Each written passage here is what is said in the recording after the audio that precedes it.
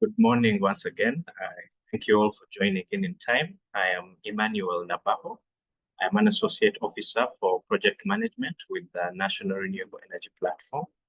And I would like to welcome all of you to the second week of the media training on renewable energy technologies or clean cooking. So for today, we are going to have a brief recap of what transpired during the last session. That was the introduction to the clean cooking landscape that was moderated by Ms. Justine Akumo and Dr. Nicholas Mukisa. The moderator was Ms. Maria Kiza, who is back today as one of our facilitators. Yeah. So at the Renewable Energy Conference and Expo 2024 last year in November, we had a session on the media as a partner and catalyst for universal energy access. And I'm glad to see that we're all here today acting on the recommendations that came from that particular session, where we were urged not to view the media or the fourth estate as the enemy, but as a partner. And we were to foster transparent a relationship that is built on mutual trust and transparency. And for that, I applaud each and every one of the attendees from the media fraternity for joining in on this. Today, we are going to be looking at the socio-economic impact of the clean cooking transition. And we will have facilitators from the Modern Energy Cooking Services that is walking the journey of clean cooking with us at the National Renewable Energy Platform.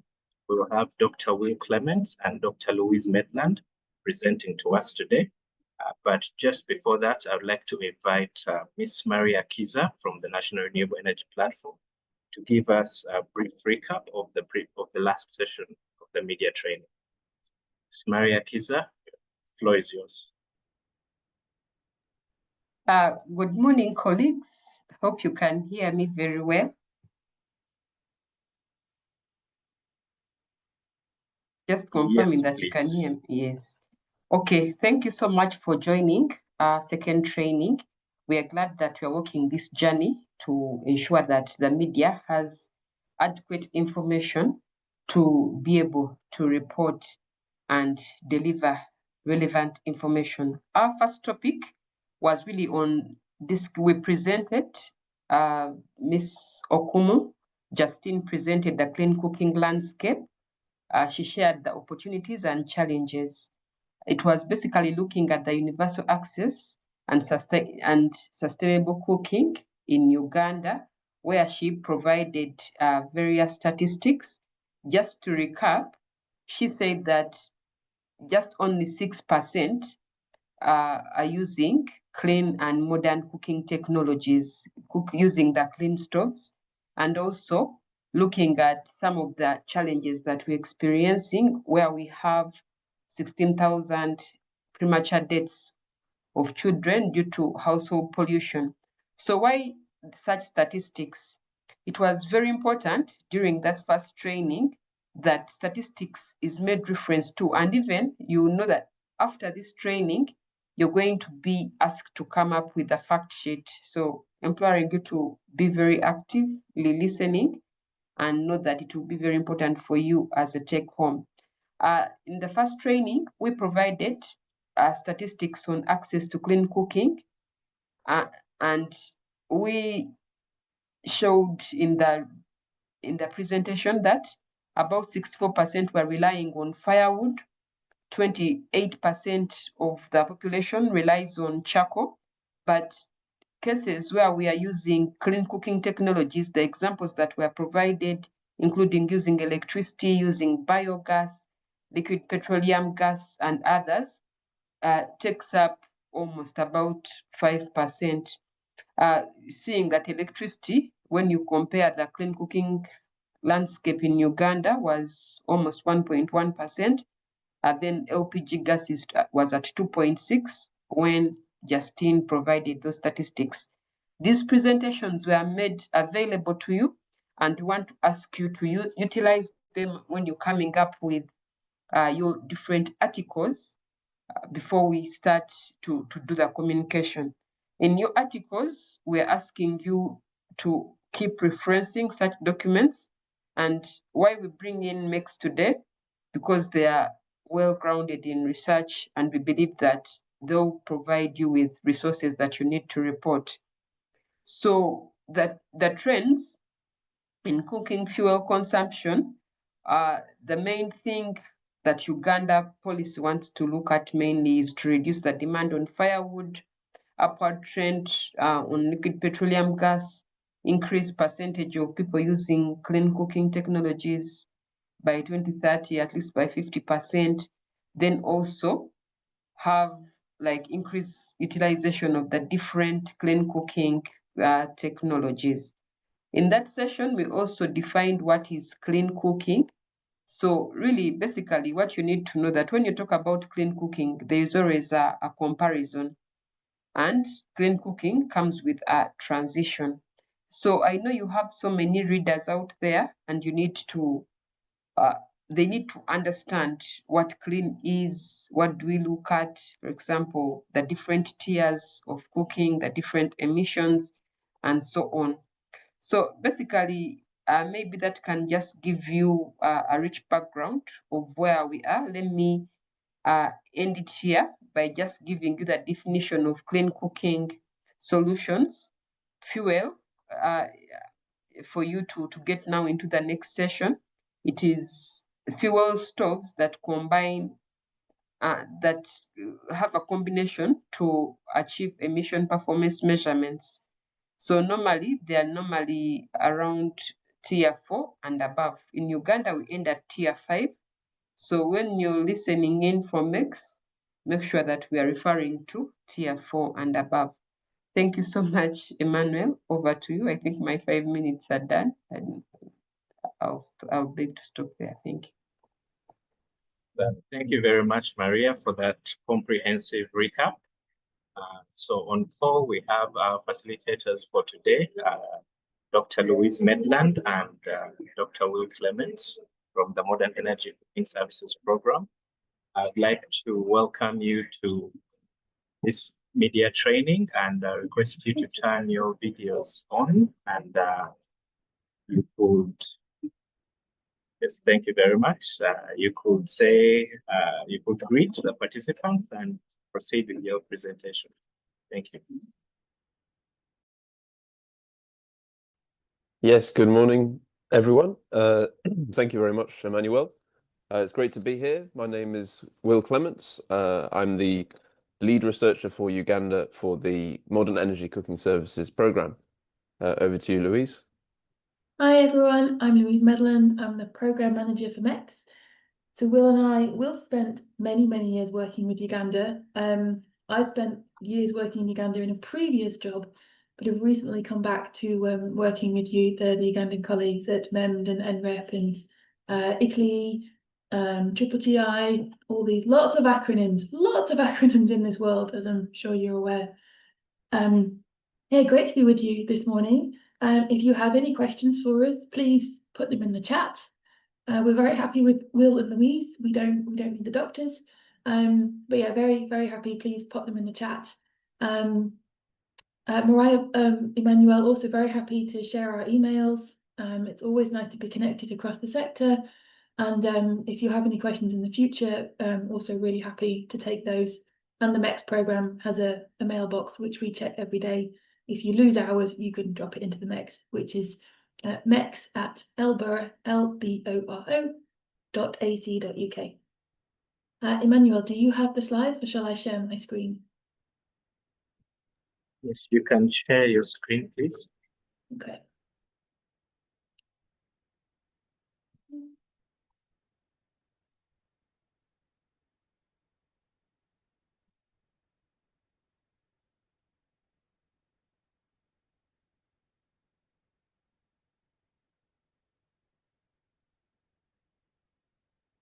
Let me just make this.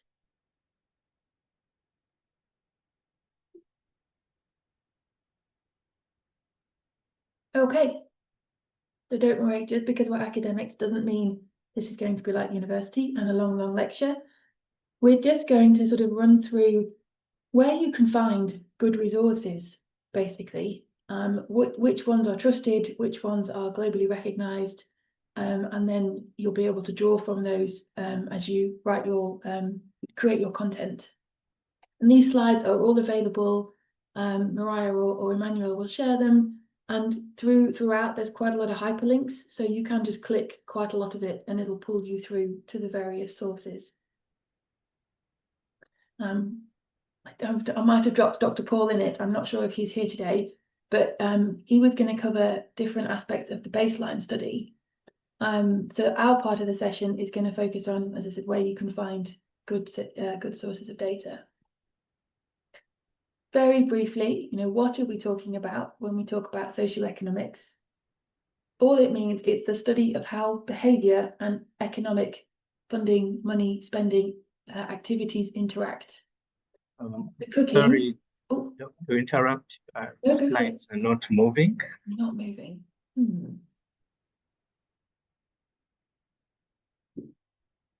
I could always share it if. Yeah, I don't know. I've got it. It's all shared properly. It's got the sort of right screen. Yeah, we're still stuck on the first slide. Okay, let me stop and then reshare.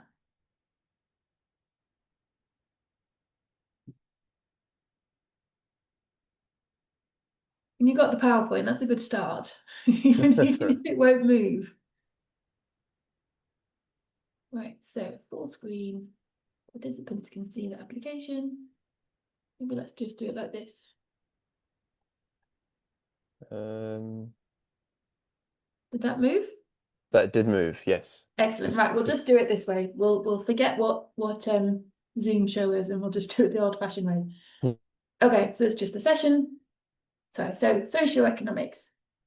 Just shout if it doesn't move at some point. So I was just saying, so cooking is very definitely a socioeconomic activity because it's about behaviour and it includes money. So your income affects the food you can buy. Your preferences affect what you like to eat. Some people love pizza, some people hate it. Your preferences, so your behaviours, affect how you like to cook different foods. Will and I are not going to pretend that we have a completely clean fuel stack. We both like to barbecue. On the 3 days a year in the UK, it doesn't rain in the summer. So, that obviously uses charcoal. But most of the time we cook with either electricity or gas in the UK. But I still like a barbecue. And obviously your income affects how you're able to cook. Are you able to buy charcoal or do you have to collect firewood? Are you able to afford LPG? If your cylinder runs out in the middle of the month, can you replace it or do you have to wait until payday before you can buy a new one? There are lots of different ways that cooking interacts between behaviour and economics. So the NREP baseline study will run through a lot of the actual data from Uganda, but we just wanted to sort of show how cooking is very definitely a socioeconomic activity because everybody needs to eat. Not everybody cooks.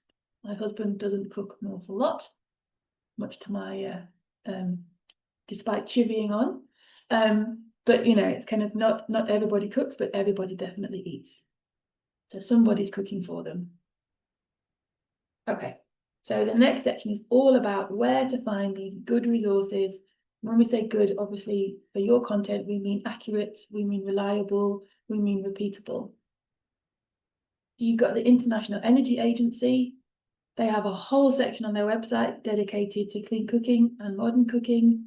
They've got models, they've got scenarios, so you could forecast forwards for 2040, 2050. Loads of really good high quality data about lots of different fuels. You've got the World Health Organization.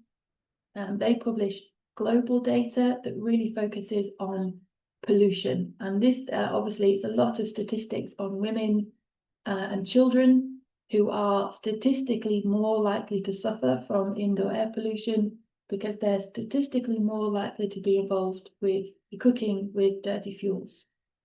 So WHO, World Health Organization, is a really good resource to draw from if you're talking about air quality, air pollution, or the impacts of polluting fuels. So, no, I jumped too far. Sustainable energy for all. And this is known as SE for All. They do all the Sustainable Development Goal tracking for SDG 7, which is the one that focuses on energy access. So if you're writing or creating content specifically about the Sustainable Development Goals, then SE for All is the best resource for you. They have an energy progress report, which they release every couple of years, sometimes every 3 if it's a bit late. The most recent one is from 2023, so that's not too bad. Those statistics are not too out of date. Their website also has loads and loads of examples of activities and case studies from lots of different places in the world. So you might want to compare the situation in Uganda to its neighbours, or even to what's happening in Asia. SE4 would be a great resource for that. Then you've got RISE, you've got the Regulatory Indicators for Sustainable Energy. This is a subset of the World Bank through the ESMAP, Energy Sector Assistance Management Programme. I think they're only ever known as ESMAP. So they have a whole set of indicators that compare national policies and regulatory frameworks. You see just in the centre there is Belarus, and they've got sort of 100% electricity access, but they have quite poor, they have 50% energy efficiency. So if you wanted to create content about access, efficiency, policy, the regulatory environment, then RISE has a whole lot of statistics. These are not updated. They're updated on a rolling basis. So don't worry if the statistics for Uganda are slightly older than say the statistics for Rwanda. They're not all updated every single year. Sort of some countries every year are updated, and then the next ones hit the next round. So if the statistics are slightly older than others, don't worry. It just means that a new set of statistics will be on its way in maybe 6 months or so. Then we've got our programme. I left it to last, but it's the Modern Energy Cooking Services programme. We have, although we're academics, we really pride ourselves on the fact that our resources are accessible and readable. So we have a whole website dedicated to publications and resources. Join the newsletter if you're interested in kind of latest developments.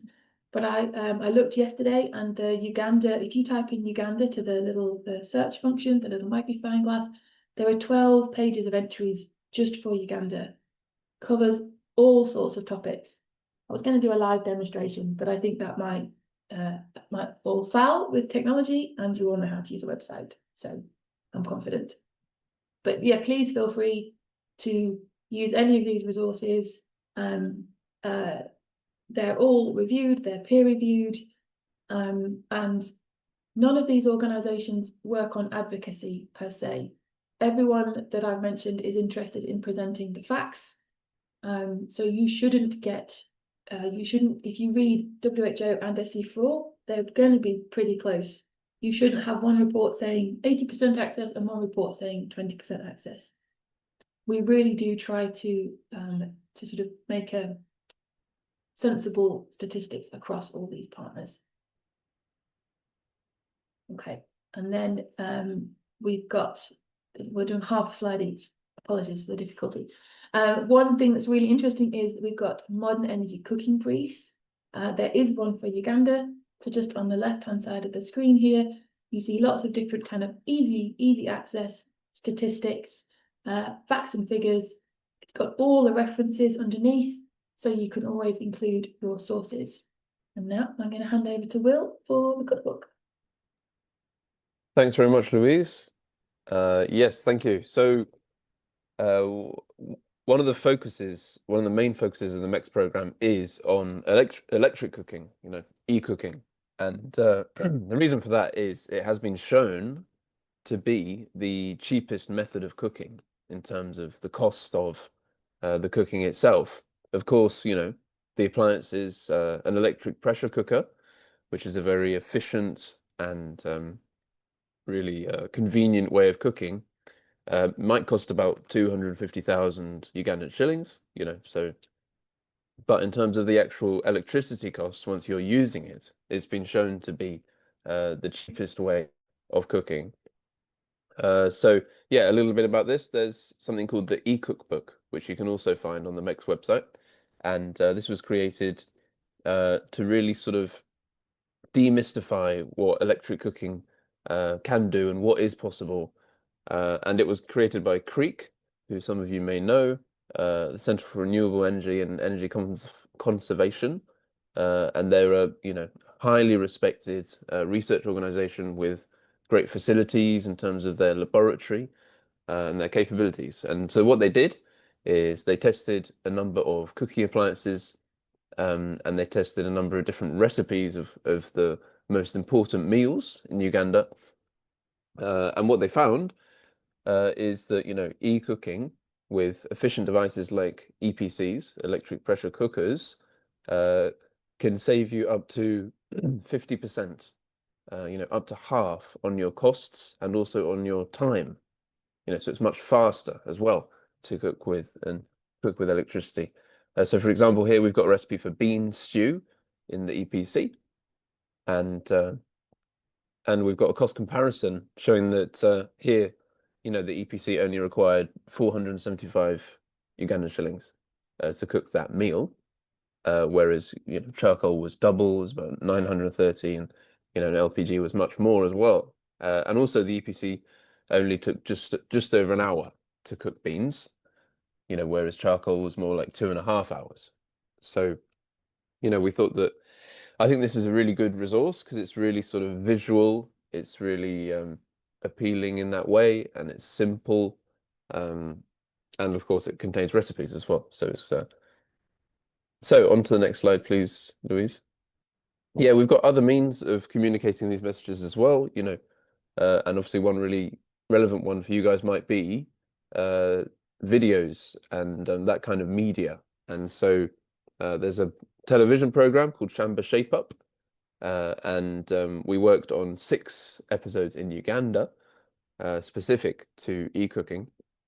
And what it does is it looks at different aspects like how to cook meat in an EPC, comparing costs, e-cooking journeys and stories from different people, and also the utilities perspective. And so that's a screenshot there of a video in which this woman called Deborah, who's cooking with an EPC for her family there, she finds that cooking beans only costs 300 Ugandan shillings in because they were measuring the energy there in that trial, and it only took her 50 minutes. So just showing that it really is very affordable to cook with electricity. On to the next one, please. And this is just a bit of information from a recent project that we've supported, which was with Umeme. And so Umeme showed real interest in electric cooking. Having seen the research that MEX had been doing, they approached us and they said, we want to get involved here. And I'm sure lots of you are aware of this project. So what happened was they distributed 1,500 electric pressure cookers around Kampala. And we were able to collect smart meter data from lots of those households, from 500 of them. And it had some really exciting findings, that study. And what we found was that people were using their EPC pretty much every day, so they really integrated it into their daily lives. They really wanted to make that sort of adoption of electric pressure cookers. And it saved them money on their overall fuel costs. So, going from the overall cooking fuel cost of combining, charcoal, LPG, which is generally the case, of 114 Ugandan shillings, that dropped at the end of the study when they've integrated when they're using their electric pressure cooker, that dropped 84,000 Ugandan shillings. So there's a big drop there. And as you can see in that coloured graph,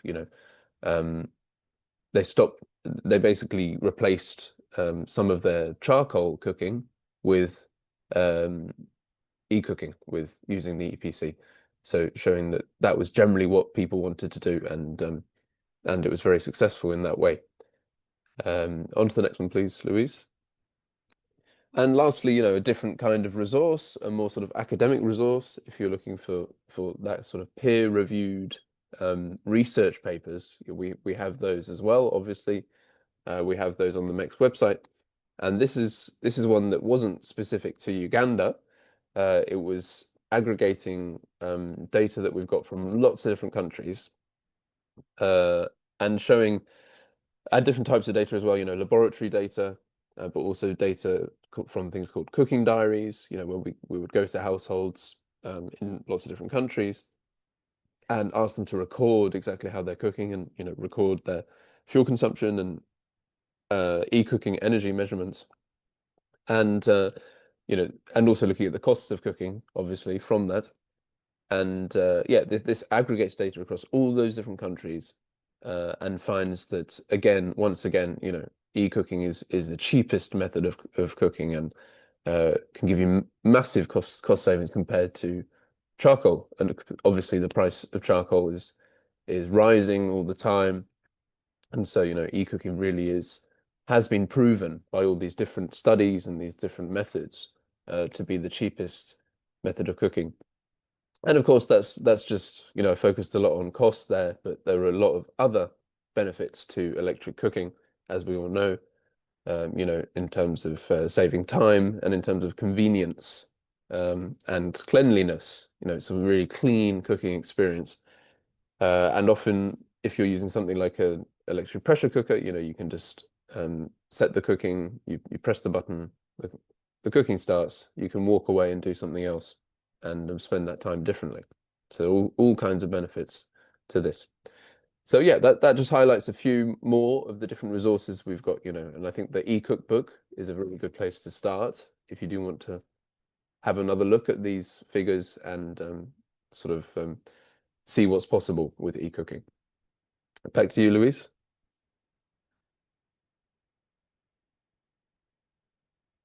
I think you're muted. Yeah. I was just starting my next round. So excited.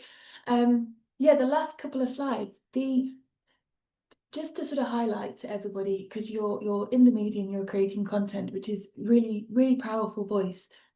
A lot of time in the clean cooking space and modern cooking space, there's a real focus on lagging behind, failure. Oh, it's only 3%, it's only 12%. We're not making that much progress, because the assumption is that we should already be at 100%. And then if we're not at 100%, we're not doing a really good job. And we just wanted to highlight the fact that you're in a very powerful position to turn that narrative around and actually focus on showing how much, as Mariah said right at the beginning, this is a transition, this is a change, and change doesn't happen overnight. But a lot of what is happening in real terms is incredibly rapid. And it's very exciting. It's a really exciting sector to work in, because there's so much energy, there's so much change. So just a couple of slides here, just to highlight, if you're writing something quickly or sort of thinking about, access to electricity is only 54%. You can say access to electricity is rapidly increasing, up by 12% in 1 year, with 100% national coverage expected by December 2026. Please don't quote these stats. I just made them up, these particular ones. They're not relevant to any particular country. But it's just to try and show that, you're saying the same information, but it's just a slightly more positive outlook, which this sector, it needs. It's got a lot of energy, it's got a lot of momentum. And if the more people that sort of propel that momentum and add to that momentum, the faster this change will happen. Sort of classic, we often hear cooking with electricity expensive. Then we show them the cookbook. And if people cook with energy meters, it's quite funny, because they tap the energy meter to see if they can make some extra units fall through, because they don't believe it can be as low as it is. Obviously, these meters are digital, so there's nothing to fall. But it is quite funny watching people tap the meter, because they're trying to push more kilowatts through. But yeah, cooking with electricity is expensive. But you could say cooking with an inefficient electric appliance can be expensive compared to other fuels. So if you grew up using an electric coil, then you would watch your electricity disappear. But if you cook with an efficient appliance, it can save an average of 50% in time and cost. So when MEX, Mariah spoke a lot about sort of fuel and appliance. We would always add the word efficient appliance, because electric appliances are not all equal. Old-fashioned coils, it is like setting fire to money. They are incredibly inefficient, and for all sorts of reasons, they burn too hot. The pans can't absorb the heat fast enough. They radiate an awful lot of heat away. Then if you don't put a lid on, it's even worse. They're incredibly inefficient. But an efficient appliance it's designed to be efficient. So that's where you get the cost savings. It's like having a more efficient car, a sort of more efficient water collection in your house. So just think about that word efficiency when you're talking about electric appliances. And just another little resource that we create just to prove that we can do things that aren't papers. Every month in the newsletter, we have a cartoon, and we're trying to put a lot more of our messages through cartoons and these kind of visual formats. You see there's a hyperlink there. So all the cartoons we create are freely available and they can be used. You could take the idea and modify it slightly, but they're all on the website. So if you're creating something and you want a quick cartoon to put in, please feel free to use them. Well, like I said, take the idea and just modify it a bit. But we're finding a really nice way of putting some ideas across that are not sort of paper format. And there we go. That's it. That's all from us. So I'll hand back to Emmanuel. Thank you very much for that very informative presentation, Dr. Will and Dr. Louise. I am glad to hear that there's actually still stacking in the UK. That is where we're trying to get. Though I believe that in Uganda we would be moving more towards the clean stacking, because we're already highly dependent on the traditional biomass. So to the media fraternity, we are now looking at clean stacking, where on top of the technologies that we're already using, we're adding clean technologies such as the efficient electric cooking technologies. You can have maybe LPG, you can have the ethanol stoves. That's where we're trying to get. And I also liked the points that came out in this presentation about how income affects what you can buy and how you're able to cook. And in the last session, I remember there were some few questions that were coming from the participants that we have here today. And a number of them were on how to make the appliance more affordable for the last mile end user. And from the responses that they got about the ongoing initiatives, the next question was how this information had not yet reached the participants. And I think that underscores the importance of having the fourth estate in this particular kind of discussion. So we're going to now have a Q&A session. In case you have any comments, questions, you can type them in the chat or raise your hand and we'll be given permission to speak. Yes, we have one already, Vian Musika. You may submit your query. Thank you. In Uganda, when we are discussing renewable energy transition, it's a very important agenda that we are promoting, definitely with the ministry in leadership. It's very, very important. And that's why the discussion we are having today is critical, having the right information. And when we talk of e-cooking, I think the mindset change in terms of understanding that actually, because when you talk about electricity, each one of us, our hair stands knowing that it's very expensive. You cannot cook on electricity.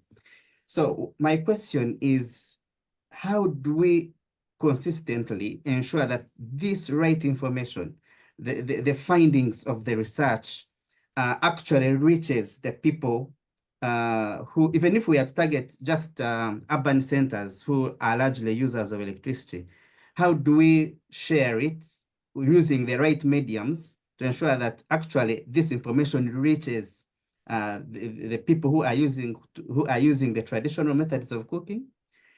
but consistently, utilizing the available platforms, so that even me, who is on this platform, I make the switch. And you started this presentation very well by bringing out the different parameters. But we all eat. The food we eat is cooked. But how do we ensure that this information reaches the people who cook and reaches the last mile consistently, not once in a while? Thank you. I'd say, yeah, sorry, I'd say you use the information in the cookbook. That's the best if you want to sort of use consistent numbers and have a consistent message. So in the cookbook, you see things like it says, it saves I can't remember Will's stats, but it's like 50% of time and 55% money, or 50% money. So I think the cookbook was updated in 2024. It was first done, I think, in 2022, and then the charcoal prices changed, so it was updated in 2024. But the information in the cookbook shows that electricity has consistently been cheaper to cook with than LPG, charcoal, gas, and in some countries we do kerosene as well.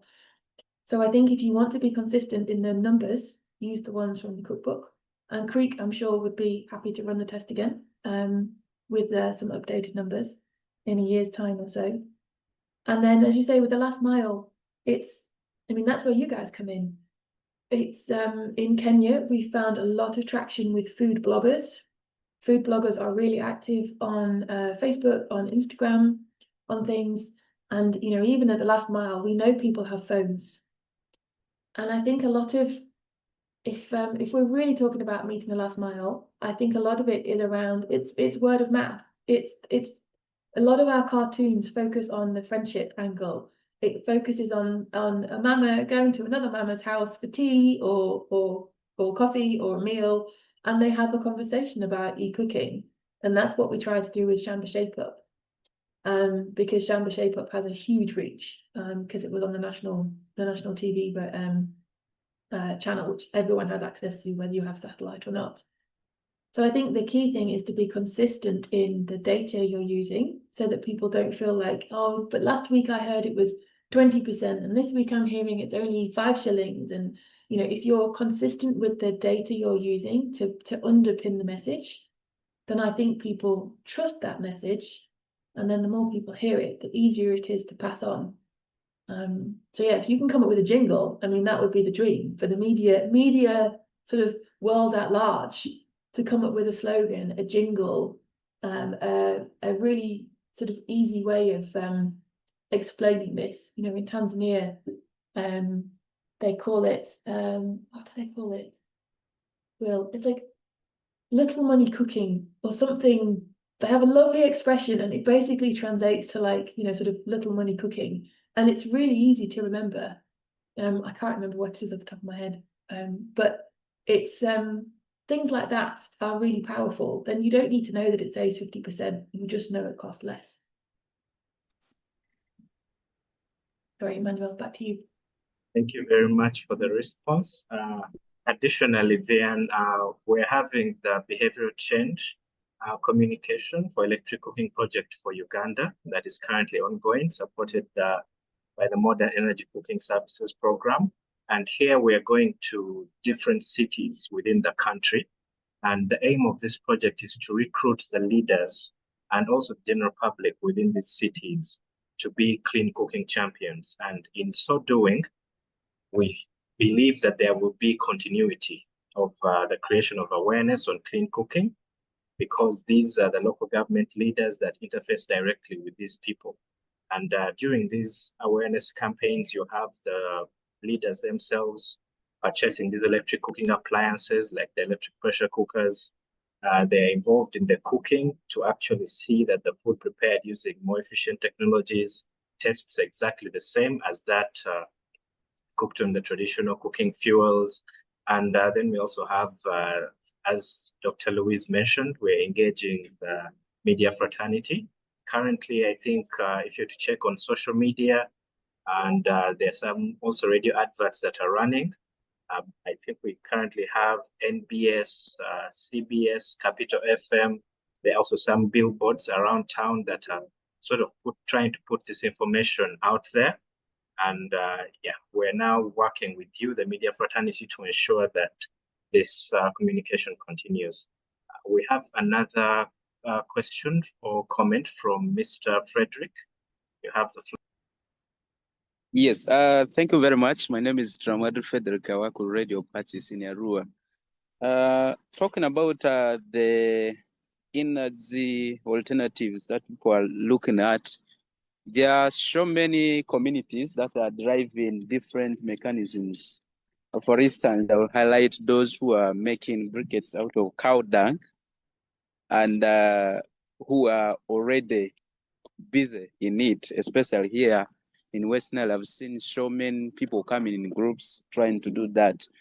But then the issue that has come in when I tried to interact with some of these group members has been the issue of upscaling the knowledge, because it has been discovered that from their experience, actually cooking from cow dung is more effective because it doesn't have any much environmental impact that maybe, especially in terms of damage in the environment, but also looking at the fact that people graze these animals, they're able to do this. But most times we see challenges coming, especially when government rolls out some of these projects. If you can remember the recent rollout of the gas cylinder project, it has not picked up, especially here in Western region, because there was some money, the cost sharing that was brought in. People looked at this, but also the challenges in refilling these gas cylinders came around, but also talking about the electricity access is still a challenge in most of these home settings. So I think if we continue talking about this, we'll really get into looking at elevating people out of the issues of deforestation, the issues of maybe always relying on charcoal, the woodlots, and so on. And also NFA reports are very, very keen on this. If you look at that report of 2022, they said Uganda will really need 78 years to come back to refill the damaged forest cover. That means we are in it. All of us have to play a role.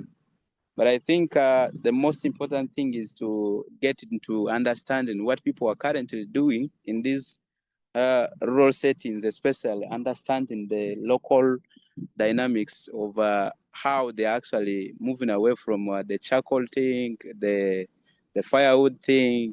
How do we upscale those alternatives? We're also looking at the electricity element. How do we change the mindset of the people? That's the most important thing that I think we can really focus on, especially in our reportings. If we can consistently report on these alternative energy sources, people will really see sense in them, but also start to change their mindset that electricity is expensive, that briquettes are expensive, that the charcoal is just next to my home, and so on. That one could easily be changed. Thank you for giving me the chance. Yes, thank you very much. I would like to invite Dr. Nicholas Mukisa to submit something with regards to that particular question. Yes, thank you very much, Emmanuel, for the opportunity, and thank you, colleagues that have submitted before, and for the questions that have been put before us. I will start by saying that it's true that information could be limited, and some of the people are still skeptical about the alternative technologies coming at the back of using firewood and charcoal since our childhood. It has become part of our cultural practice. So for many, it feels that the easiest, readily available option that they can look at. So with these campaigns that where we are promoting or we are engaging stakeholders to create a change mindset, like what my colleagues mentioned, we are working with different groups to ensure there's appreciation and change of mindset. And it mentioned an example of electricity is expensive. I've also seen Ben saying electricity is unreliable. One of the options that we are looking at is that if, for example, one has been using charcoal and firewood as their primary fuel or the only fuel they're using, they could now start using electricity, and that charcoal could become a secondary alternative in the short to medium term. And as the government continues to stabilizes the supply of electricity, in the long term, this person will completely be on electricity. Also, one could also, once one has appreciated what electricity can render them in the cooking space, they will eventually even move completely from charcoal to either have a gas cylinder as a backup. So in this case, we are trying to say, use this other option, minimize your reliance, your inter-reliance on biomass fuels, have another fuel and let biomass at minimum be a secondary option. A colleague talked about the government program of LPG. You know, for sustainability and assurance that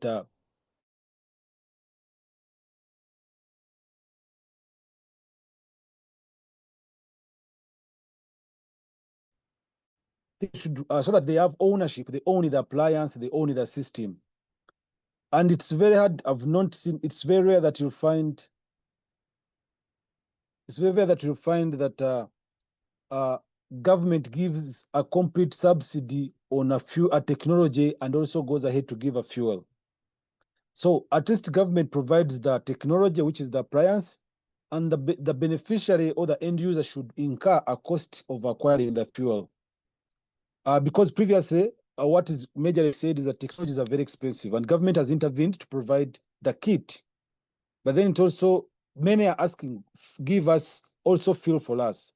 So the discussion is that there are also internal discussion to see whether we can have, there can be a provision of smaller kits, which so that there is a minimal payment incurred, but also we have different private companies that are now piloting pay-as-you-go systems, so that someone can acquire a gas cylinder and pay on a structure, refill on a structured payment arrangement. So all these options are there, and that's why we needed the media, because the media reaches very many people. It's the mouthpiece of the public. So we are thinking that if media appreciates and understands the clean cooking options and technologies, they'll be able to convey this information. And like what Louise said, we still believe in word of mouth in this country. We still believe in recommendation of those that we are close to. So we are reliant on media personalities to convey this information to their circles. I submit. Thank you very much, Dr. Nicholas, for that elaborative answer. We have another question from Okwang Alan Emmanuel. The floor is yours.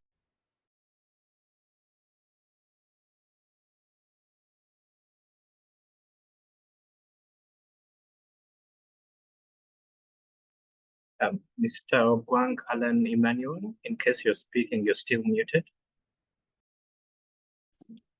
Thank you so much, Manuel. I just had a question now, because they were saying they carried out they did a pilot study where they deployed about, is it 1,000 something APCs? So I wanted to find out from the study, was it one brand or it was every brand? Because I want to see, I'm trying to make sense of the data, whether the efficiency would be the same at the end of the day or something like that.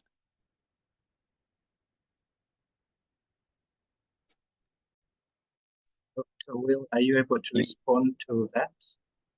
Yeah, sorry, I didn't quite hear the question. Which project were we talking about? I think he was talking about the 1,500 EPCs. Oh, sure. Yeah. That yes, that was an EPC from Solagio is the name of the company, imported by UMME. But you know, it's very similar to, and it 6 liters, 8 liters, 10 liters, different sizes. But you know, it's very similar to the kind of EPCs that are available in Uganda. You know, the Power Up EPC, you know, and various other ones, the TEFL EPC. You know, but so yes, it was just one manufacturer, but lots of similar ones are available and all work in the same way. All got the same kind of efficient style. They're all very insulated. They all only consume power when necessary. They're not on all the time. They're on for, with an EPC, basically it's on for about 10-15 minutes whilst the contents of the pot are heating up to a high pressure. And once that pressure is reached, because of the insulation and because everything is so sealed, it doesn't need to consume much more power from then. So most of the cooking is actually not consuming much power at all. The power will come on again if the temperature drops a little bit to bring it back up. So these appliances really, the nature of them means that they are efficient and that they don't use much energy, and therefore that they don't cost much to cook some food with. Thank you very much. There's also a question from Ms. Rona Mutiava in the chat about the other clean cooking options that are available in Uganda for the layman. And if I might respond to that, there is ethanol for cooking. You have biogas. There is solar cooking as well. You have the use of briquettes. There is also a particular stove that you can find at the exhibitions that are currently ongoing by EcoStove, I believe, that is using volcanic rocks to cook. It's a solar-aided stove. You can either connect it to a solar panel or to the grid, but it mainly uses volcanic rocks for cooking. And there are some questions coming in through the Q&A session, where Mr. Ben Mosanje talks about. Sorry, could I just make us? Can I just add a little bit onto your point? Yes, please. And then, so just this speaks back to your point earlier about the clean stack. So we know there's never one solution will not suit everybody. Even if every household had electricity, if they were fully connected for all of their needs, they would still, they might still keep a gas cylinder for a backup. They might like to cook outside on gas. They might keep a gas backup for maybe a productive use if they've got a business that needs definite power. They might keep an oil generator. So there's never going to be one solution that suits everybody.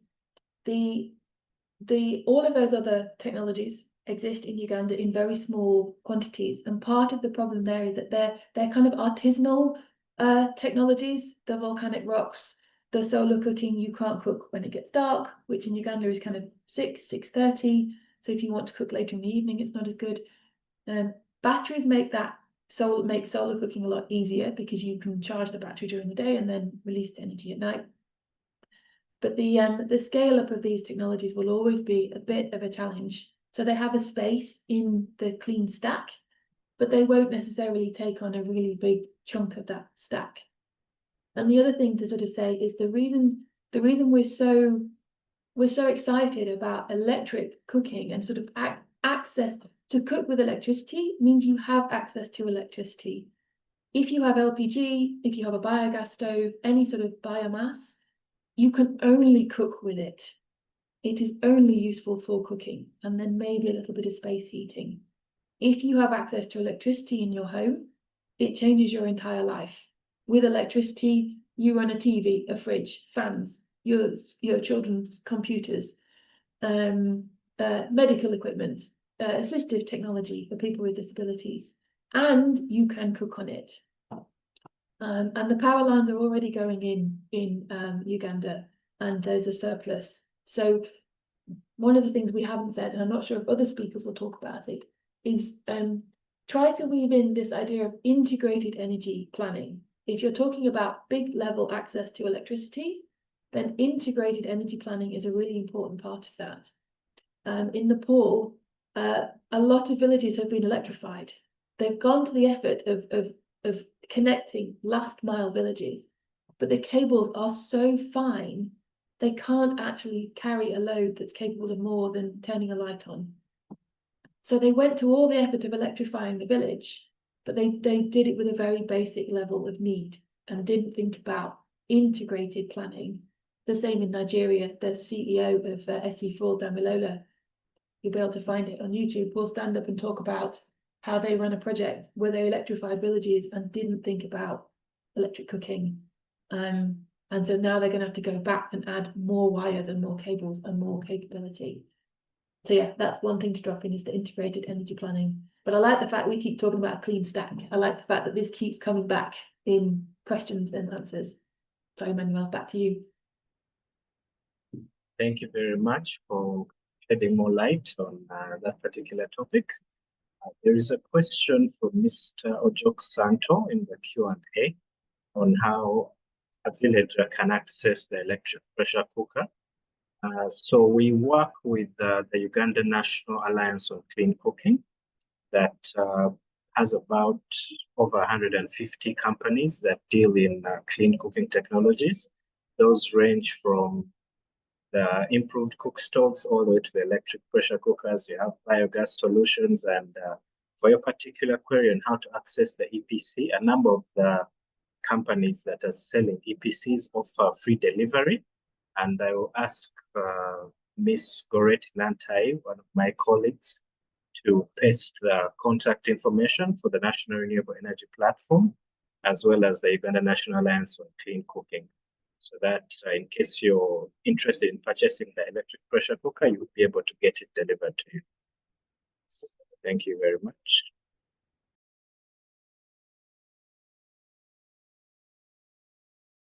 We also have another question from Mr. Vian Musika about which energy access models have been successful for electric cooking practically.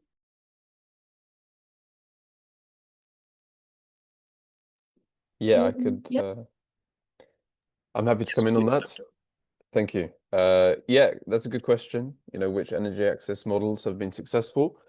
So I think two main ones to highlight are mini grids and solar off-grid, you know, solar home systems. So in mini grids, we're seeing a lot more mini grid developers encouraging electric cooking in their communities, because it actually improves the financials of their mini grid, you know, because it increases the amount of electricity that's being used in the community, which obviously means that the developer is making more money.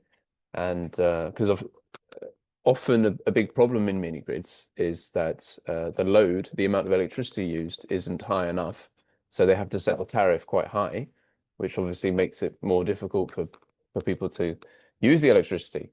But if you can solve that problem by increasing the load, you know, increasing the amount of electricity used in a mini grid. And so that's what e-cooking can do. You know, e-cooking is a sort of reliable and stable load for electricity. And so yeah, you increase the electricity being used, and it can increase the financial viability for the mini grid developer, and it can obviously improve things for the cook, who now has a clean and convenient way to cook. And often we're actually seeing in mini grid communities that people do pay for charcoal or firewood or gas. You know, they are often paying for their cooking fuel, so they have that money that they can transfer to electric cooking and to make that feasible. And as has been mentioned, you know, there's also solar home systems, solar off-grid cooking that we're really trying to explore to make it possible for people in rural areas to access e-cooking. So, you know, we're supporting lots of research projects on that, including in Uganda, which are looking at solar panels, batteries, and EPCs, and creating systems which are as low cost as possible, and looking at financing mechanisms to make them more accessible. And there's also really exciting projects in other countries, like in Malawi.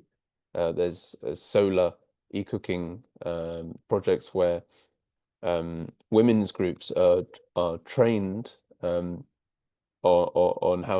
these systems, and they own a sort of solar shop, and they're supported to sell those e-cooking systems, and they get a commission based on that, which makes that sort of business sustainable, and they're able to, through that, sell these solar e-cooking systems at a much reduced price.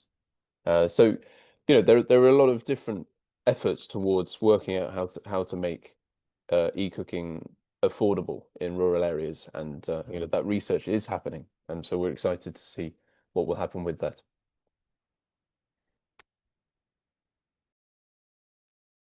Thank you very much for your response. I noticed there is, I think, only one more question in the chat. Miss Peace Basemera is asking about the procedures for getting gas at a cheaper price, stating that she purchased hers at 150,000, but heard about it costing 100,000 elsewhere. Well, on that particular point, since there are different companies that are dealing in liquefied petroleum gas, you may have noted a price that was maybe for a company that was promoting their product, and as such, they had reduced their prices. But I urge you once again to reach out to either us or the Uganda National Alliance on Clean Cooking, and we'll be able to identify companies that are dealing in liquefied petroleum gas that will be able to avail the different prices for the different sizes of their technologies. Okay, at this particular juncture, I noticed that there are no more questions coming through. Those that have been answered are in the question and answer section. In case anyone would like to review those, you could check the Q&A section. And I would like to thank Dr. Louise and Dr. Will for making the time for this particular session. And I would like to offer the opportunity to deliver any parting shots that you would have for this particular segment of the training.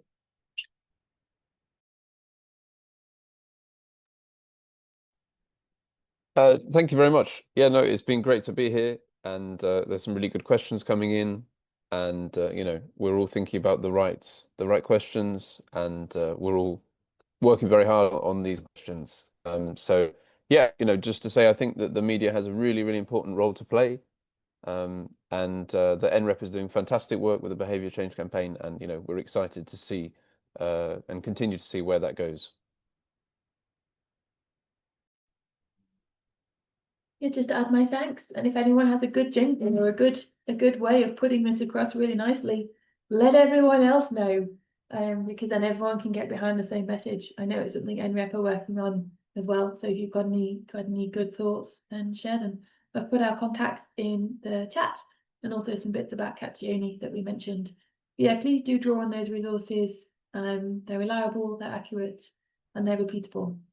So yeah, we look forward to, hopefully we'll get to see some of these briefs that come out, and yeah, have a wonderful weekend.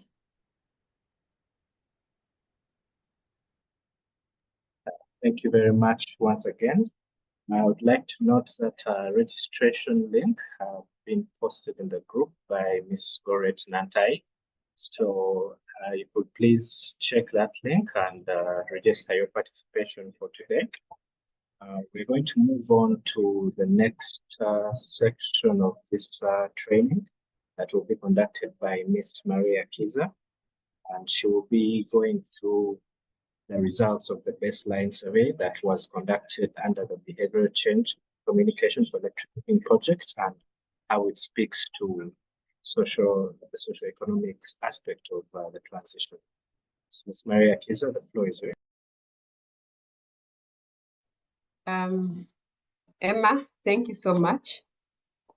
I'm also projecting to a full screen now.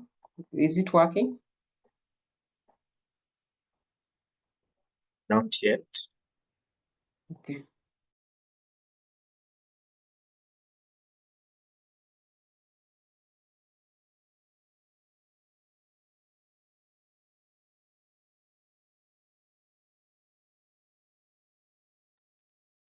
Okay, we can now see it in full presentation mode.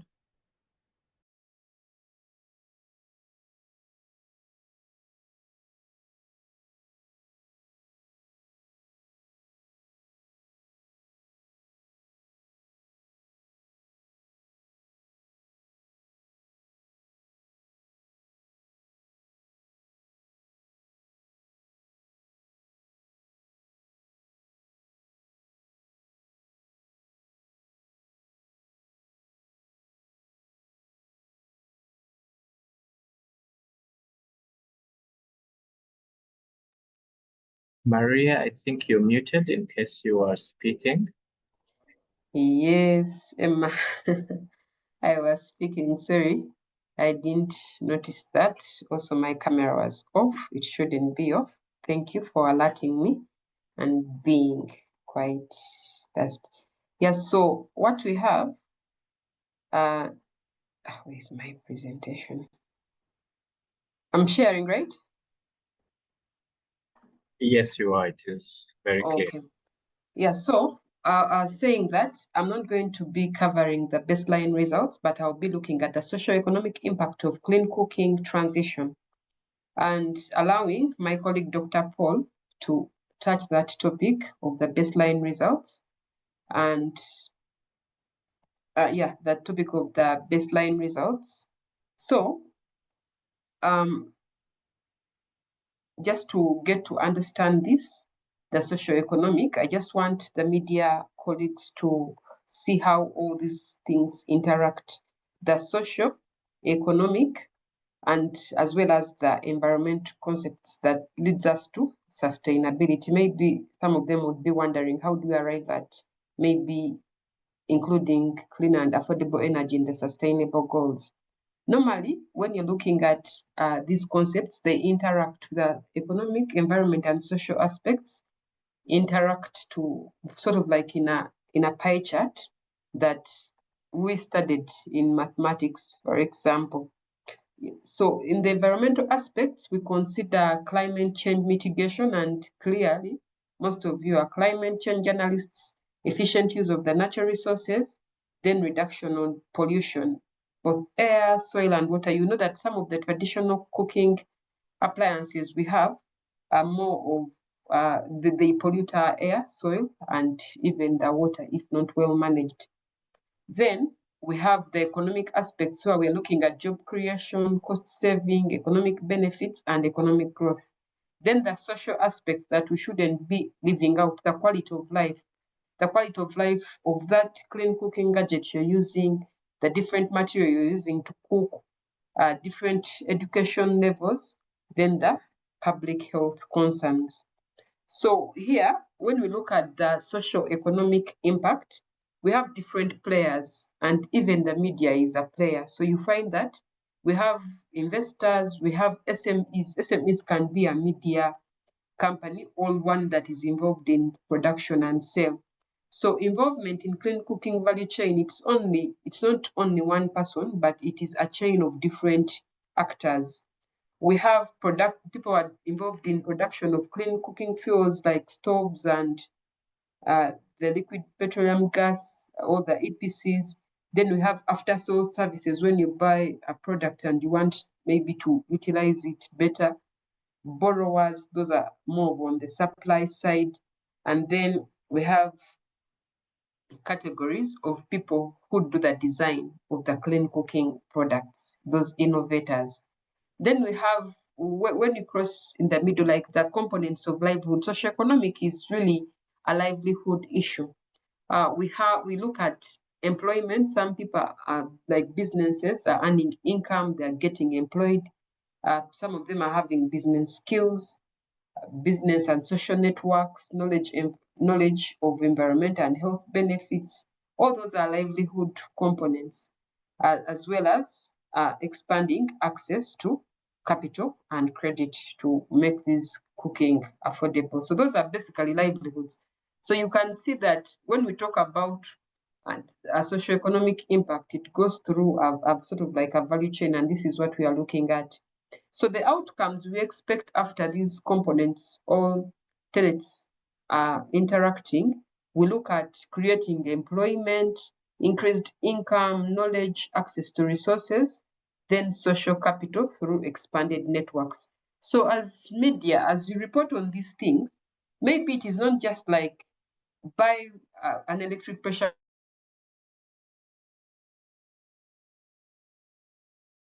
cooker, for example, without see is enhanced economic well-being. Your story can actually be covering enhanced economic well-being. Hope my network is stable. Emma, confirm.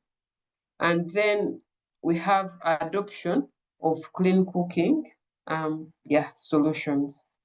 More on the socio-economic impact, when we look at the adoption of clean cooking solutions, we see different components. We have relations to household finances, the time you use to cook, and also shifts in the workload.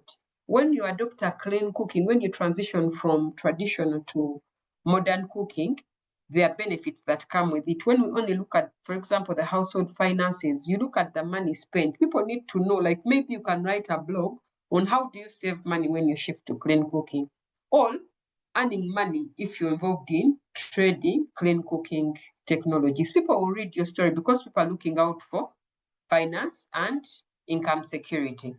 Then we have shift in time. This is more on the users, the households, the schools. Give an example. In our baseline study, we saw that most of these schools are utilizing most of their income for cooking, but also at the same time, they're spending a lot of time preparing meals for their students. Imagine a cook standing cooking beans for 1,000 students who has to keep adding fire up to when the beans get ready. Yet with electric cooking, you only switch it on at one time and you do not have to mix all those components. So there are outcomes when you adopt the impact. We are looking at more of the positive and the positive impact. So in the positive impact, we have cases where we increase time spent on income generating activities instead of spending time cooking. You increase time spent on formal and non-income generating activities. You increase time spent on leisure activities, because with these clean cooking gadgets, it's just a switch, controlled cooking, then you go to attend. So they are different. We have cases where you have institutional cooking and cases where we have household cooking. So that is about the time for both the children and adults. Then we look at shifts in the workload. The time you spend cooking firewood will reduce because now you have adopted to clean cooking technologies. Reduction in gender-based violence. Some children are raped when they go to collect firewood, accidents, burns when they are using traditional cooking. So these are some of the stories you can actually publish when you understand. And in your stories, it should always have an outcome, the ultimate outcome. You have primary, like when you know, if you look at it in a way that you're solving a problem. There are layers of problem solving. And once you tackle a root cause, if you provide information, then the outcome will come in phases. It would be a primary outcome, secondary, or an ultimate outcome to give you health benefits, but still the socio-economic well-being, which we are looking at now. This is an extract from the baseline study. Like I said, yes, we'll tackle that, but I wanted to show you this particular one, where when we did our baseline last year in 2024, because I told you that you can spend actually your finances on cooking, we found out that an average monthly expenditure of primary cooking was segmented depending on the income levels. And you find that most people are spending above, like most of them are spending on firewood. Even those that are earning above $1 million, be it less than 1,000, less than 150,000, regardless of your income levels, you spend a lot on firewood and less on clean cooking technologies. So that is an investigation. MEX has just been here. They have given us quite good resources to read from. Do an investigation, do a documentary. Those are some of the things we'll be looking at the end of the course, that can you produce a very good, compelling story for us to deliver on maybe a documentary on cost of traditional cooking's technologies, sorry, to traditional cooking methods versus the modern cooking methods. So yeah, so trying to expand on this. Remember, we talked about some measurements and what you can report. On household finances, just emphasizing now in summary, looking at the money you spend on fuel, income through productive use of cook stoves, then economic stability. You can do a relation I think also people in media are very good researchers. Ask for an interview from, for example, NRIP, they'll lead you to a very good resource. Now, Mexpro has presented about the e-cookbook. So if you need an interview, for example, on the e-cookbook, and you need to get in touch with Craig, that is a connection that can be facilitated for you to get more information. For example, relating household finances to economic stability. As media, you need to be very at par with your research so that you behave like now academia. I think now we should be bringing in concepts of academic media, such things where you relate and you know that you have to be very conversant with information you relate to the public. Then on time, we say that we emphasized on time spent. I'll be sharing this presentation so that you know the different relations, but also on the household and economic well-being, where we look at the safety. We look at safety of the. We look at safety. We look at status of the family and community. Or the status could be like the location. Remember, we're talking about rural access and urban access, so we need to be very conversant with that. So as you report, the things you should be including, remember we said that you're going to be, for this, after this training, you're going to be coming up with some fact sheets. So some of the things you may want to look at is the average change in money spent on fuel per household that obtains new clean cooking solution technologies or units. So that could be an information that you're looking out for. Then total in the amount, like the total sum of money, like after you've looked at the average money, then how much money is spent by households when they adopt clean cooking technologies.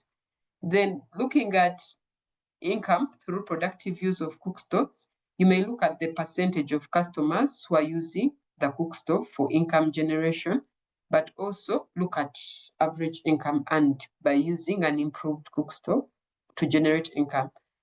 You know that we have what they call productive use and also household use. So productive use is when that can also be a very nice blog, like when you're using sort of like clean cooking to generate income. It could be like in a restaurant, just Lehman's example, in a restaurant where you're cooking meals to regenerate. All others, productive use of energy, for example, is utilizing solar for different purposes. Then the economic stability, you may want to look at the percentage of people who report on positive change in their lives, satisfaction. So with our baseline, the report is available. We have rich literature from the Renewable Energy Conference, which you can make reference to come up with your one-pager of the fact sheet. Take this assignment seriously, because this is how it's going to help you introduce clean cooking within your media fraternity and also improve on your reporting. So we already talked about time, but just to emphasize, you may want to communicate about the average change in the numbers of hours paid for cooking. For example, if you're using a firewood to cook a particular meal that takes about 4 hours to cook, versus when you use an electric pressure cooker that reduces the time to about 1 hour versus the 4 hours. For example, the cattle hooves, that the beans, which normally take long when you just use an open saucepan versus you using a clean cooking technology. So those are things we expect for you to be communicating to us. The e-cookbook has that information, and that link has been provided. It could be something that you're going to present in your fact sheet. On the social well-being, let me just highlight a few that I captured for you. Look at the percentage of people who perceive a positive change in their well-being after using clean cooking solutions. Always be keen to provide gender disaggregated data, that is male, female, put different locations. For example, I just gave one example there, but you can put location. It's very important, maybe categorization by district.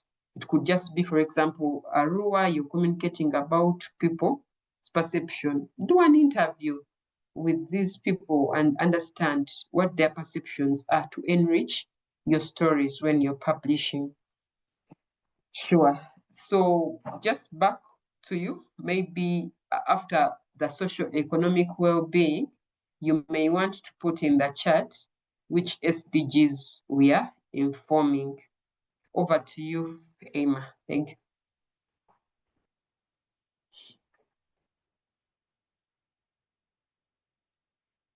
Thank you very much, Maria, for your presentation. I believe that we have all learned something. And yes, you have actually handled one of the things I was about to request for. That is this next steps with regards to the assignment. I wondered, do we have some submission guidelines for these assignments? Thank you, Emma. Basically, we'll share a template, but for innovation, we love to leave it open so that the media people, our media colleagues, do some sort of research about the fact sheet, but the fact sheet should bear our logos, which are going to be shared. It normally has an introduction, an objective, an outcome, and facts on the technologies you're promoting. You may want to, in your fact sheet, share information that is on all clean cooking technologies, or it could be just a fact sheet, this assignment that covers one clean cooking technology, more inclined to cooking with electricity. Thank you very much. Just as before, you could either raise your hand or type in the Q&A section of this webinar. We have a question from Ms. Rachel Atukunda. She says there are certain foods or cooking methods that are difficult to prepare using electricity alone. So how can this challenge be addressed? For example, smoking fish. Maria, are you able to take that? Yes, thank you. Just like we said, you can have in the previous mix session, you can have stacking. So there are different options in clean cooking that you can utilize to smoke your fish, but I've also passed to at least a third tier in cooking. So briquettes can be an option where what we're saying that you can utilize electricity like majorly, but when there are options of things like smoking fish, then you can utilize the other options. For example, briquettes that can serve the purpose. But if it is non-smoking, even with electricity, there are dishes that can actually dry and give you the same benefit. We have like air fryers. You want to eat food that is not fried, you can put in there, for example, your fish, and it is perfectly served. So those are options. You can look at different delicacies and also embrace clean cooking. It may be just an attitude issue that yes, you want to smoke your food, but there are options that you can enjoy actually food that is grilled and using clean cooking sources. Thank you. Thank you for that response. Actually, in one way or another, I think we tend to find that we're already stacking despite not knowing that we are. You find some people have certain technologies that they use only for preparing maybe breakfast. You have your charcoal stove, but in the morning when you're going to work, you light a gas cylinder, something of the sort. So what we're trying to promote is clean stacking, where on top of the technology that you already have, you can add a more efficient clean cooking technology to that as you are in the transition period of moving away from the traditional cooking methods completely. I would like to share an update that there is an updated registration link in the group. It has been shared by Ms. Goretti Nantai. We apologize for the technical glitches that were experienced before. So you can head on there right now and register your attendance. There is a request to resend. Ms. Goreti Nantai, please resend the link. And this juncture, if Doc, I don't see any more questions in the Q&A session or the chat. Are there any hands raised? I don't see any. I'm going to allow a few more minutes for any questions that may arise. Let me just give a minute to that, and then I'll get on with the next part of the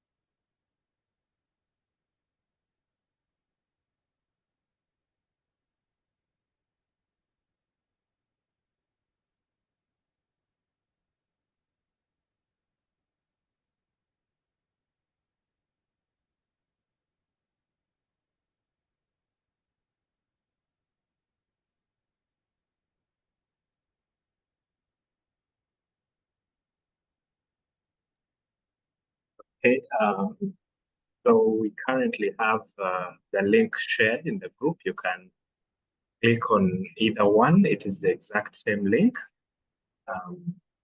At this moment, I'd like to invite Dr. Nicholas Mukisa to give some remarks to this particular session of the training. Dr. Mukisa, are you there? Yes, I am. Yes, thank you very much, Emma. Am I audible? Yes, you're loud and clear. All right. Thank you very much, colleagues on call. Thank you for making time to participate in this training. We are grateful, one, for your time, your data. You know, you've sacrificed to be part of this discussion to learn or to add it to your expertise. You may not be an expert or technical expert in energy or clean cooking, but you're getting to amplify your skills and expertise in reporting on these subjects. And it's our hope that at the end of these trainings, most of you will be venturing into a space of energy journalism. As you've heard from the different presentations, and I've also seen in the questions, several colleagues are asking about the different clean cooking technologies, the clean cooking fuels. We are happy that these questions are coming up. It means now we are igniting a desire amongst the audience to learn about these things. And it also tells that even the journalists that people maybe thought knew it all also have some areas that you need to learn. And as one of those that have been in school for many years, I know that the more you learn is the more you discover that you don't know. So it's a good practice that we are learning, and I appreciate the colleagues that have facilitated today. And I appeal to all the colleagues that have on today, please continue participating. You're going to benefit a lot from these discussions. And we are hopeful that we'll see significant increase in reporting, in writing, in articles about clean energy and clean cooking in particular in our media spaces. I want to say we look forward actually to the physical training when we shall physically meet all of you. I know some of you are up country. We shall look at ways how we can have you all in Kampala to have a hands-on encounter on all these technologies. But in the meantime, you can even find some of this information on the different platforms. And I think Goreti or someone could share the link. We have a page on our website about clean cooking, where all these technologies are enlisted. So someone could visit it and look at what defines clean cooking. So thank you very much. And as NREP, we are grateful to have the media as one of our partners. We are grateful that you're taking on this role to start speaking about clean energy, but also to transform your own households so that you also start to appreciate that why do you spend a lot of money on charcoal yet you can use electricity? Many people perceive electricity to be expensive, but in real sense, electricity is the cheapest fuel to use when cooking. And these are some of the things that we will prove when we physically meet and we do these demonstrations for you, and you participate in the cooking activities. We'll show you physically the advantages, the safety measures, the options of how to manage these systems. So we look forward to the next series, and finally the physical encounter where we shall have you to practice and also test the food. I know as journalists, you've had this claim of food cooked on electricity is not tasty, food cooked on gas is not well cooked. Yes, now this is yet your opportunity to test these foods. Some of you may have eaten this food unknowingly and called it food cooked on charcoal or whatever firewood. But this time you will witness the cooking there and you'll eat of that food. And I believe you'll go back to testify first in your family and your village so that people know that surely there is a new technology, or there are new technologies and new cooking fuels that can really cook our food and still taste the same. I wish you the very best of the day and the weekend, and have a good day. Thank you. Thank you very much, Dr. Mukisa, for your remarks. You actually have us looking forward to the practical session now. And just before, I see two questions have popped up in the Q&A session. There is Miss Rachel that is asking if it is possible for government to look at ways of, I believe, subsidizing the price of cooking appliances. So, Miss Maria Kiza, could you respond to that? Thank you so much. There are quite a number of innovations, though not 100% subsidy, but like we shared when Ms. Akumu Justine was here, there are arrangements to raise what they call result-based financing. So if you come across a company saying that they have a result-based financing opportunity, then that is a government subsidy that has been provided. Normally, it has been common with some electric pressure cookers and also the liquid petroleum gas. So what we have, because you're also media, to amplify this information of available subsidies, we will push it also to your group. Maybe one will choose to write about the available government subsidy in the next blog and fact sheet. We're going to share with you that information. It is normally provided by EUCCC, but also the other subsidies by the banks like Equity Bank, we have PSFU, we have FAWO as development partners. We have development partners that are coming on board to support companies and enterprises to actually disseminate affordable and clean cooking technologies.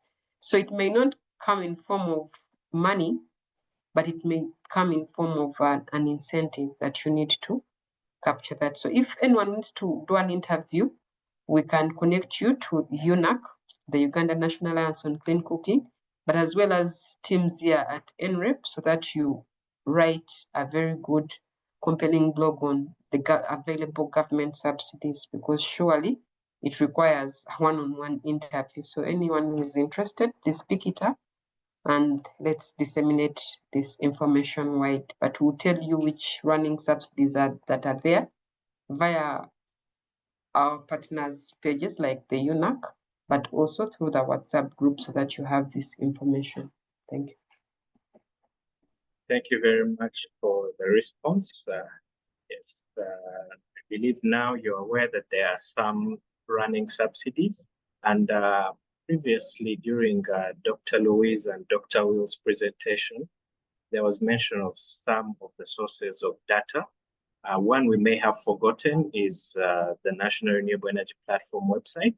It has been posted in the chat, and if you follow that link, you'll be able to actually subscribe to the NREP newsletter, where you will continuously find some of these recent developments in the Uganda's renewable energy and clean cooking sector. There is another question from Mr. Alinda Moses. He asks that in his vicinity, in the areas of Madio Kolo, people can't raise 2 meals a day. How do we convince them to use clean cooking technologies? I'd like to request Dr. Nicholas Mukisa to submit a response to Mr. Alinda Moses' query. Yeah, thank you very much. Well, not able to have 2 meals. Some people don't eat 2 meals by choice. It's not that they don't eat 2 meals because they don't afford it. That people eat 1 meal because it's a choice. But there are those who cannot afford it, which is very true. And like we earlier mentioned that there is what we call the ladder theory, or whereby different people are on different levels of energy access. And if you look also at the multi-tier framework of the World Bank, there are tier 0, tier 1, tier 2, up tier 5. All of us are different levels. Some of us have ordered tier 5, which is a high level, efficient, and using electric pressure cookers, using ethanol cookers, those levels. But those of us who are still using 3 stones. So the point here is that not everyone might transition at once. But for example, if we have a community of 10 people, and 5 of them transition to tier 4, 1 of them transition to tier 5, 2 transition to tier 1 to tier 2, then the remaining 2 or 1 goes to tier 0. Then at least there is a big impact. We've saved the environment, we've saved those their lives. So the point is that not everyone will move. It's the same thing like you see some people are in areas where there is access to electricity, but they've deliberately stayed using their kerosene, even when they can afford, because they have their fears. But the point is that how do we change? The change is gradual. It's not an overnight. A transition doesn't happen overnight. Even those that you may think they're not able, as they see that everyone else is moving, they'll really try out to see other options. There are briquettes, for example. Some of the people that you may think don't afford pressure cookers, ethanol, LPG, could use briquettes, and these briquettes can be made in their homes. Because if they have bushes where they slash, if they have organic matter, which they can, use to produce charcoal dust, they can make their own carbonized briquettes in their homes. So they are all options. And like I mentioned, the transition is not only to electric pressure cookers or electric cooking. All other people can use all the different options on their way. I submit. Thank you very much, Dr. Mukisa. There is a question from Miss Rachel. She says, given that cooking is traditionally viewed as a woman's role, how can clean energy education be made more inclusive and effective for both men and women?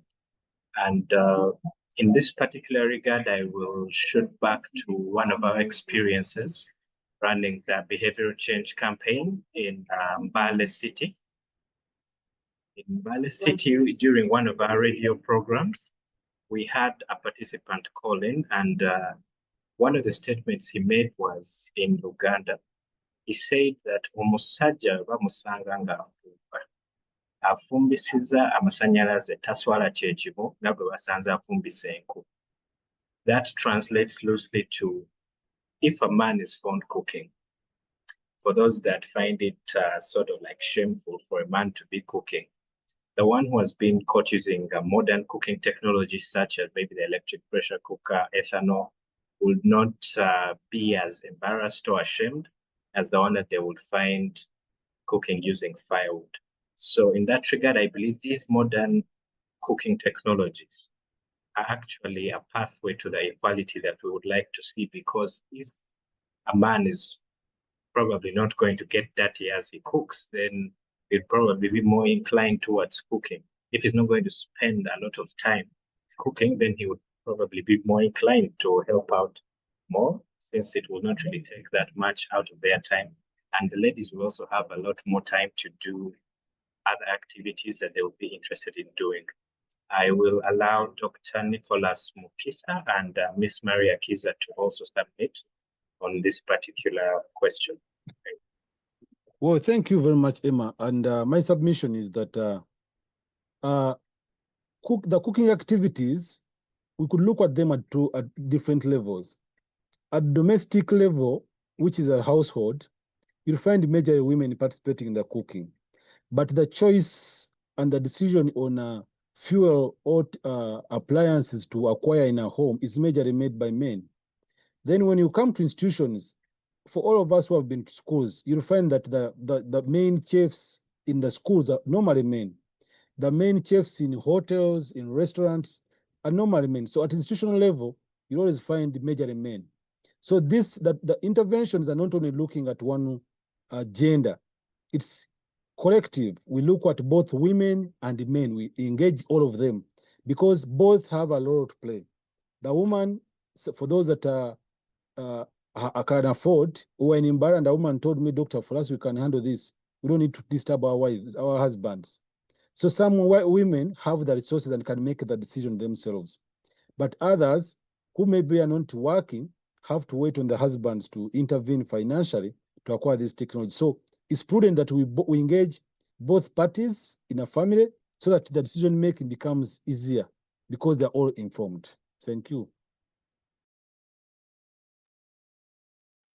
Thank you very much. Thank you, Emma. I'd like to invite Ms. Maria Kiza so that we have some gender equality in these responses as well. Yeah, thank you. I think when we start talking about inclusive, we have now put into perspective the issue of equal access.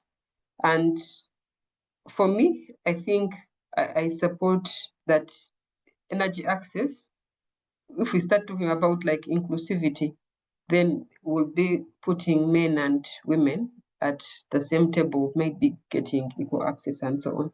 So I agree with Dr. I don't want to really differ because it is an issue of perception. Once we provide information and actually make men comfortable that they can equally cook, then they will not see cooking as a woman's role. But if they continue like with that perception, all cultural things that they cannot actually cook, then that's where the problem comes in. You'll see if you follow the stories, I urge you media colleagues to start following stories by NREM. When we do the behavior change communication, we are actually very specific that even men can cook and utilize these gadgets.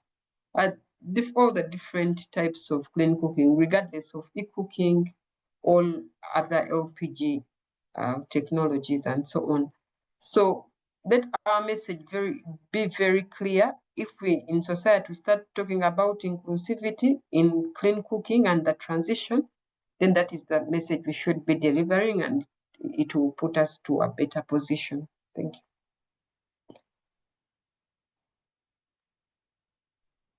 Thank you very much. Okay, I see one more raised hand. Let us allow Ms. Rachel Atokonda to submit. The floor is yours.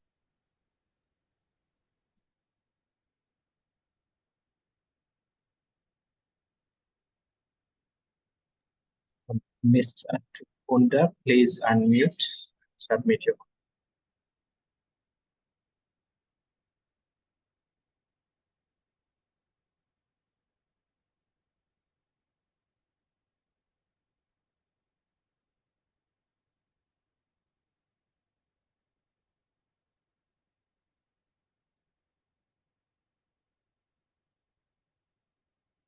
We cannot hear the submission, Emma.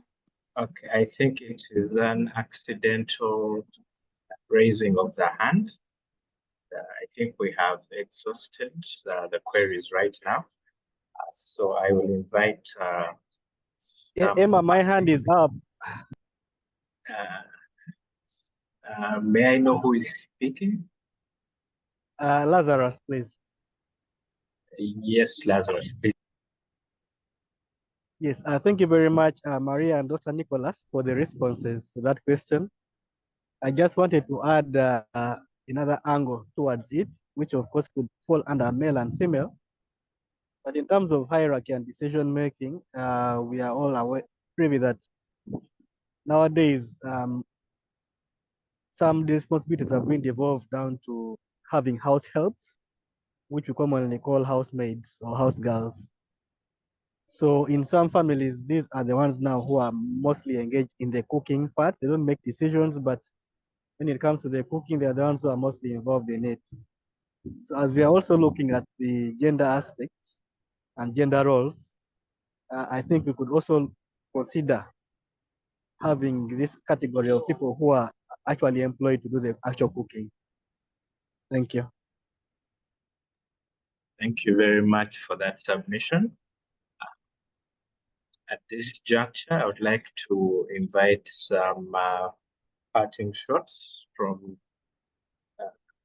our moderators today, our facilitators of the discussion.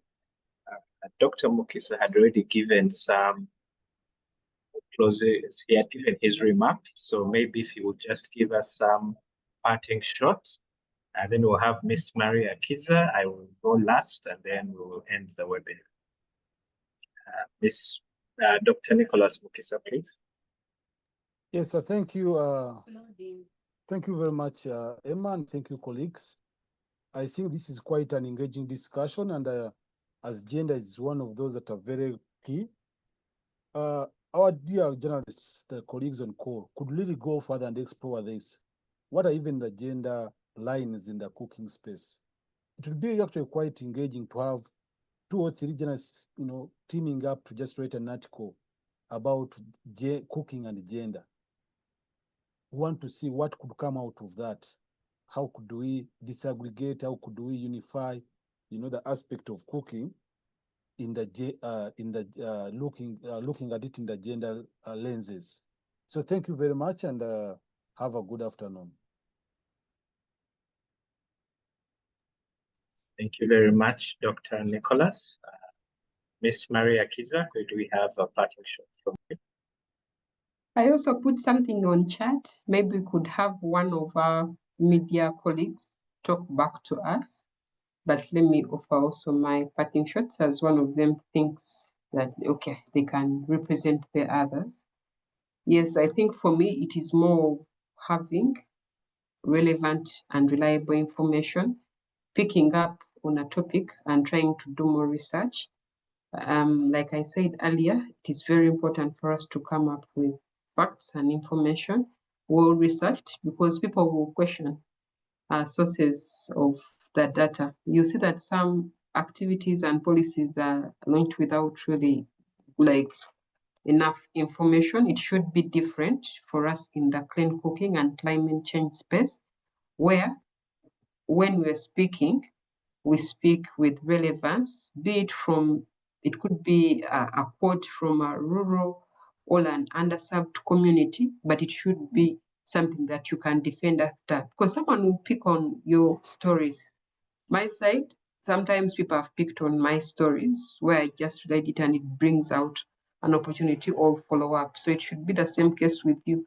Once you provide a lie with whatever you're documenting, whenever someone picks it up and they want to do a follow-up story, and it was something that was cooked, it will cause sort of accreditation issues on your side. Opportunities are there for reporting. We want to walk this journey together so that we have the very good experience pushing for clean cooking and behavior change. Thank you so much, Emma, for moderating this session and giving us the chance to speak back. Thank you. Thank you very much. I would like to request a representative from media fraternity that is attending this call. You could raise your hand so that you're given permission to speak. Could maybe give us some key takeaways you've got from the training, or maybe give us your own parting shot. Do we have anyone interested?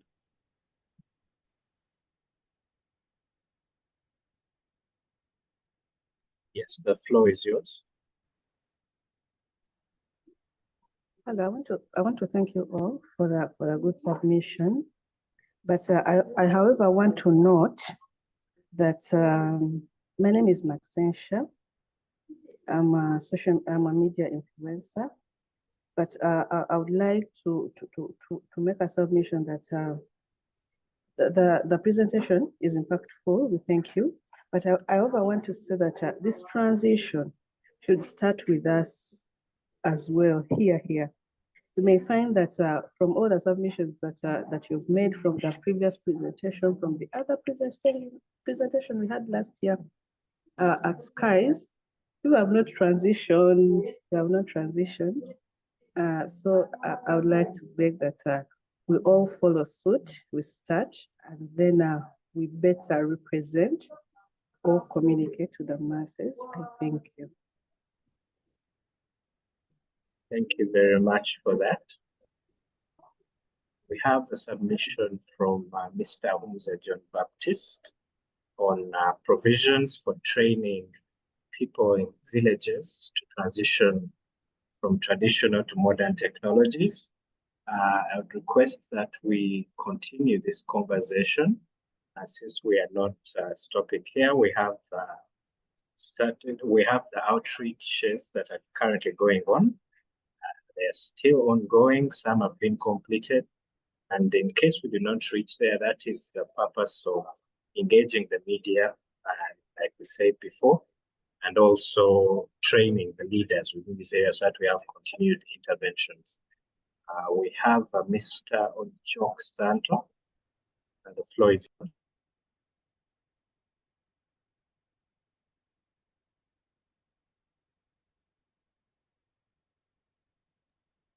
Mr. Ojok Santo, you're muted in case you're trying to speak.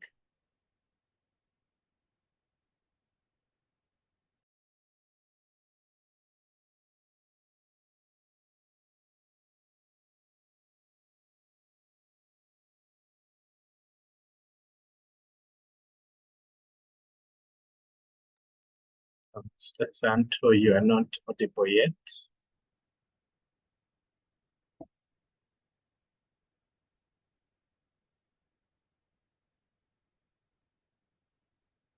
Okay, it seems there may be some technical difficulties on Mr. Ojok's side. Let us have Mr. David Magere. The floor is yours.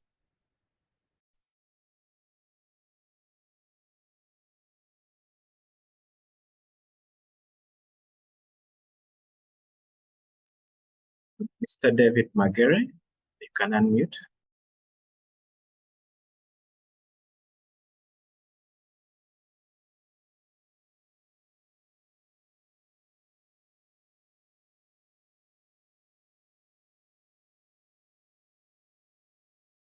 It would seem we're having some difficulties. Maybe we'll have another chance next time. On my side, for those who may have missed it, I referenced the Renewable Energy Conference 2024 at Expo, where we had a session on the media as a partner and catalyst for universal energy access. And I'm glad to see that with this particular training and the sessions to come, we're actually acting on some of the recommendations that came out of that particular session, which called for fostering a relationship of mutual trust and transparency.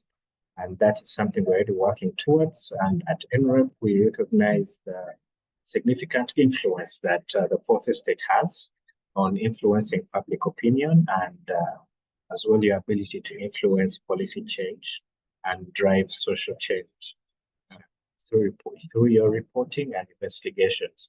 And I think the previous submission urging all of us to follow suit and ensure that there is actually a transition happening, despite all the work that we are doing, is well placed. And I'd like to say that it begins with you. I urge us all to follow suit. Thank you very much for making time for this webinar. I would like to, I hope to see you in the next sessions, and I believe that we will. Thank you very much for actively participating in the discussions. That shows that we're actually passionate about what we are doing here. Yes, I would like to thank you once again and end the webinar here. If you have not yet registered, please follow the link and register your attendance. And You could also, I look forward to seeing some of the posts that will come out of the homework Miss Maria Kiza has given us, and hopefully we will be tagged across NREP's different social media pages. Thank you very much and have a nice week.